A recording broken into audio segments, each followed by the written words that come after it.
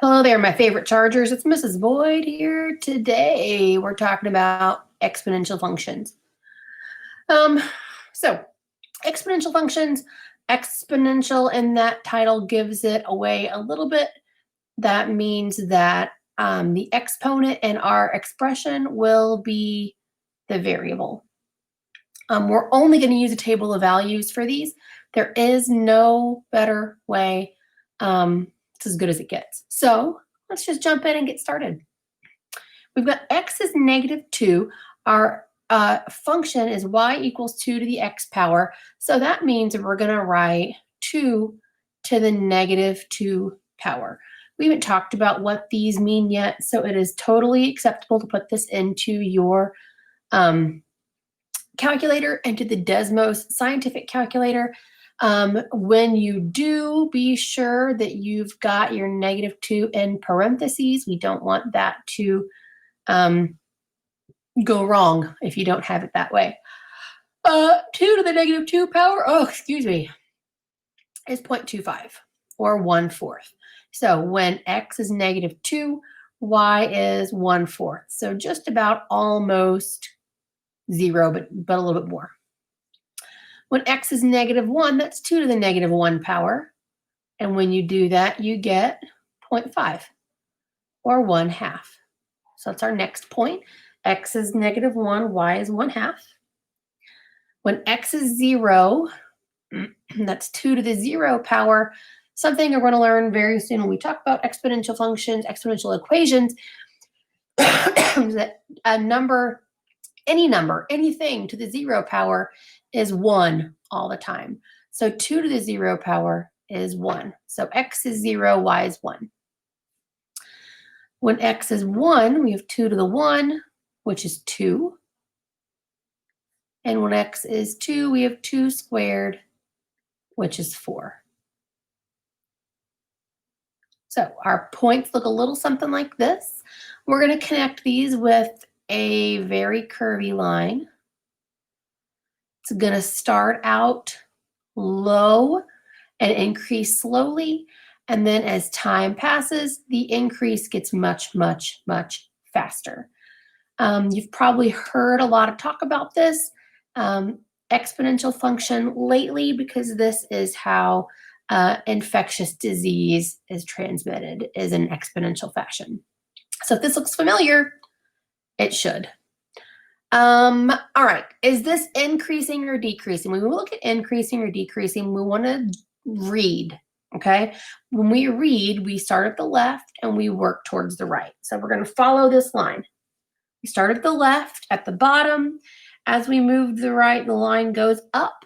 That means as x increases, y increases. Y-intercept is right here, where the line crosses the y-axis, not access, oh Lord, or it's right here. Whenever x is 0, the value of y is the y-intercept, and that in this case is 1. Domain, there is no limit to what x can be. It can be anything, so it's all real numbers. Our range, if we were to keep plugging in negative numbers for x to find y, it would get closer and closer and closer and closer to 0, but never quite get there. So our range is going to be, if we look at our graph, what value does our graph get close to but never touch or pass? For us, that's 0. So the range is y greater than 0.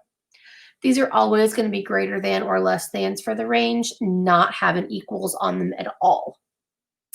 This last word, asymptote, is how you say that, an asymptote. That is beyond the scope of what we're going to talk about in this class, so you can mark that off. We're not going to look at the asymptote. And that is that. You've done it. You've graphed an exponential function. Let's do another one. Amazing. All right, now we've got y equals 1/2 x. We're going to do the same process. We're going to take the x values and plug them in to your equation and find y. So x is -2. That means we have 1/2 to the -2 power. Put that into your calculator, and you're going to get 4. -1 to the 1/2 power, or 1/2 to the -1 power, holy cow, is 2. Just like we said before, anything to the 0 power is 1. 1/2 to the 1 power is 1/2. And 1/2 squared is 1/4. Let's plot these points. -2, +4. -1, 2, 0, 1, 1, 1/2, 2, 1/4. Can connect these points. Looks like that. Now, let's compare the top to the bottom. These look really, really similar, right? They're the same kind of shape. One's just backwards compared to the other one. It's because they're both exponential functions. All right, so this one, is it increasing or decreasing? Well, as x increases, y decreases. Y-intercept, again, when x is 0, is 1.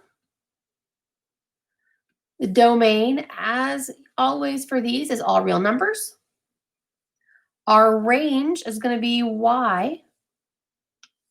And then that number that our graph approaches but never touches or crosses, that number is 0. So y, again, greater than 0. We mark out the asymptote. Hooray! If you haven't yet, pause here and try this last guy on your own. Whoa. Let's see if I can fix that. Sorry about, holy cow.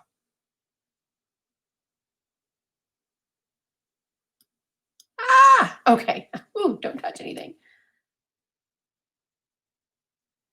All right. We've got y equals 3 to the x power.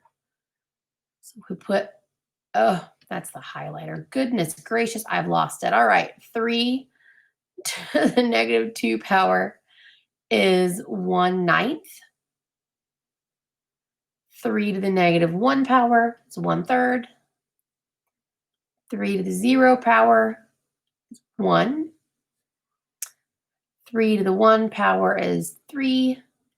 And 3 to the 2 power is 9. So let's plot our points here. X is -2, y is 1/9. It's even closer to 0. And then 1/3, and then 1, and then 3, and then 9. Ooh, that one gets big fast. Looks something like that.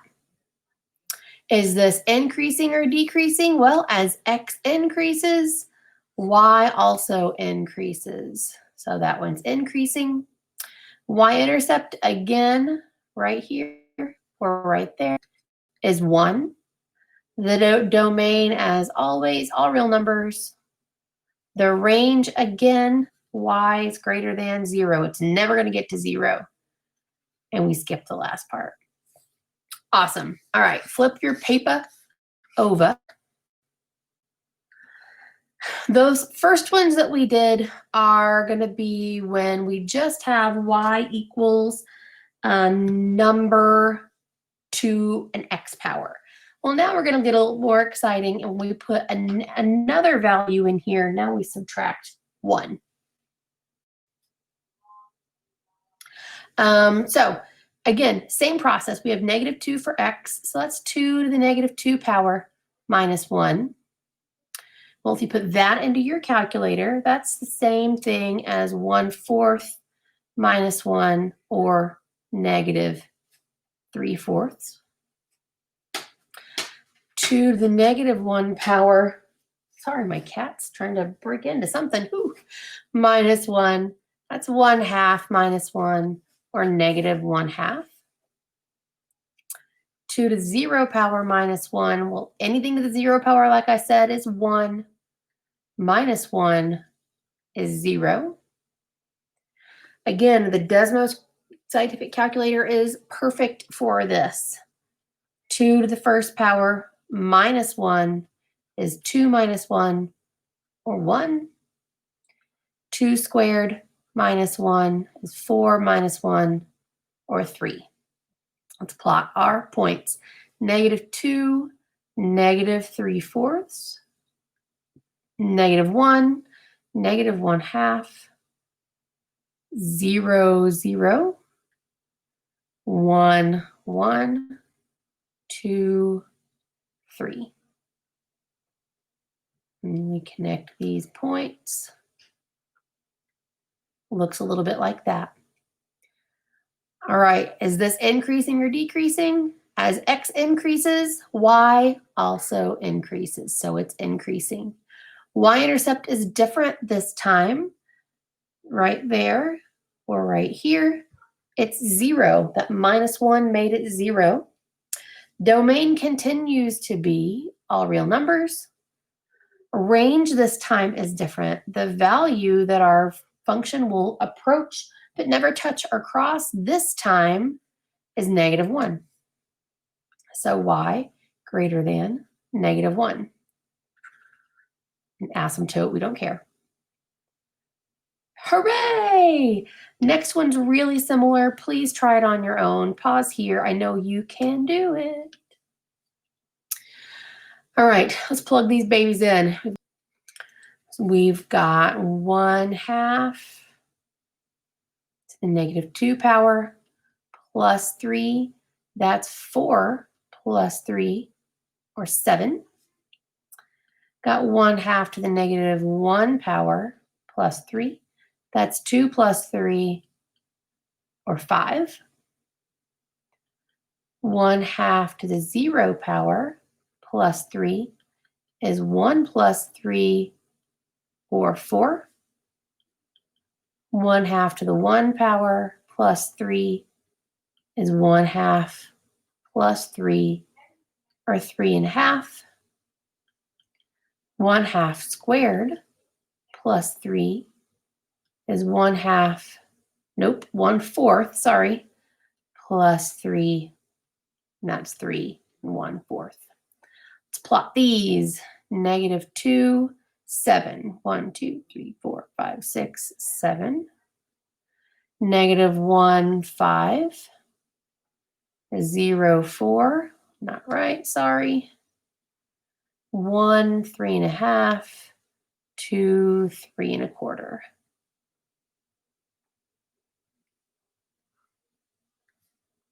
That last part was not it. Closer. All right. Ooh, that's not a very good graph. Sorry about that. Increasing or decreasing as x increases, y decreases. Y goes down. So this is decreasing. Y-intercept to this time is 4. Y equals when x is 0. The domain, as always, all reals. Range looks like this time what we're approaching but never getting to or touching is going to be 3. So that means it's going to be y greater than 3. An asymptote we can mark out. Don't know if you noticed, but this guy and this guy have a lot to do with this and this. Okay, you may want to think about that and think about how those might be related. Lastly, it's important that we know how to tell the difference between a exponential function and a linear function. So let's look at these tables of values first. We've got x. Let's look how it changes over time. That's +1. That's a plus. That's +1. That's +1. So that increases by 1 every time. If we look at the y row, That increases by 4. Oh, and that increases by 20, so that's not right. It's got to do the same thing every time. Well, that increases by times 5, times 5, times 5. So this, do the values represent an exponential function? Yes, because the y values multiply by 5. So anytime it's an exponential function, we'll have the x values will be adding every time, y values we multiplying the same value every time. Look at the next table. -2 to -1, that's +1. -1 to 0 is +1. 0 to 1 is +1. 81 to 27, that's -54. 27 to 29 is not -54. Okay, so 81 to 27, that's divide by 3, and divide by 3, and divide by 3.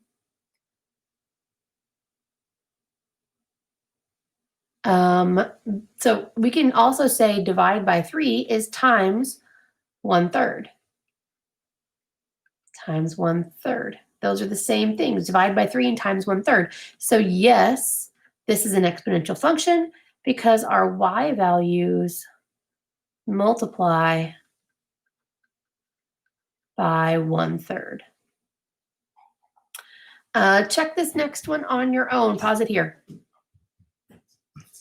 All right, x's. We can put them in a table if that would help you.